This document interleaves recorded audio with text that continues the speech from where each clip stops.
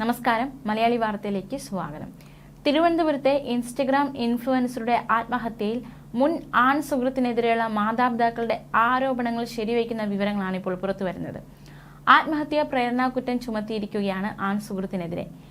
ബിനോയ് എന്ന ഇപ്പോൾ അറസ്റ്റിലായിരിക്കുന്ന ഈ പെൺകുട്ടിയുടെ മുൻ ആൺ സുഹൃത്ത് നിർബന്ധിച്ച് അബോർഷൻ നടത്തിയെന്നും പെൺകുട്ടിക്കെതിരായ സൈബർ ആക്രമണത്തിന് പിന്നിൽ ബിനോയ് ആണെന്നും പോലീസ് വ്യക്തമാക്കി. അബോർഷൻ നടത്തിയ ശേഷവും പെൺകുട്ടിയെ ഇയാൾ പീഡിപ്പിച്ചു. അബോർഷൻ നടത്തുന്നതിനായി ഗുളികകൾ വാങ്ങി നൽകിയിരുന്നുവെന്നും പോലീസ് പറഞ്ഞു. പ്രതി കുറ്റം സമ്മതിച്ചതായും പോലീസ് കോടതിയെ അറിയിച്ചു. നേരത്തെ അന്വേഷണത്തിൽ പെൺകുട്ടിയെ മുൻ സുഹൃത്ത് ഒന്നിലധികം തവണ പീഡിപ്പിച്ചതായി തെളിഞ്ഞിരുന്നു.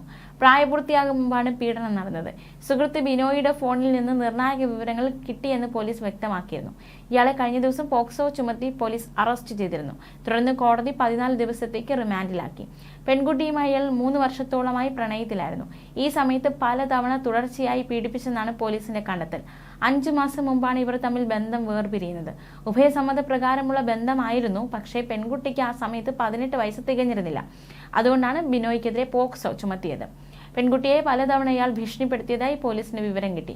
ഇരുവരും തമ്മിലുള്ള വാട്സാപ്പ് സന്ദേശമാണ് കേസിൽ വളരെ നിർണായകമായത്. ഇൻസ്റ്റഗ്രാം വഴിയാണ് പെൺകുട്ടിയും ബിനോയിയും പരിചയപ്പെട്ടത്.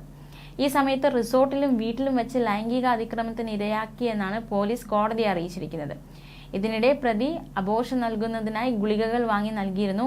ഇത് സംബന്ധിച്ച് കൂടുതൽ അന്വേഷണം നടത്താനും പെൺകുട്ടിയെ കൊണ്ടുപോയ വാഹനങ്ങൾ കണ്ടെത്താനും മറ്റിടങ്ങളിൽ തെളിവെടുപ്പ് നടത്താനും 3 ദിവസം കസ്റ്റഡിയിൽ വേണമെന്നാണ് പോലീസ് കോടതിയിൽ ആവശ്യപ്പെട്ടത്. അതേസമയം മറ്റാരെയോ രക്ഷിക്കാൻ വേണ്ടി ബിനോയെ കേസിൽ കുടുക്കിയതാണെന്ന് പ്രതിഭാഗവും വാദിക്കുന്നുണ്ട്. ബിനോയുമായി പിരിഞ്ഞതിനെ തുടർന്ന് മനോവിഷമത്തിലായിരുന്ന പെൺകുട്ടി ഈ മാസം 10 രാത്രിയാണ് വീട്ടിൽ തൂങ്ങി മരിക്കാൻ ശ്രമിച്ചത്. തിരുവനന്തപുരം മെഡിക്കൽ കോളേജ് ആശുപത്രിയിൽ ഐസിയുവിൽ ചികിത്സയിലായിരുന്നു കുട്ടി. 16-ാം തീയതി മരിച്ചു.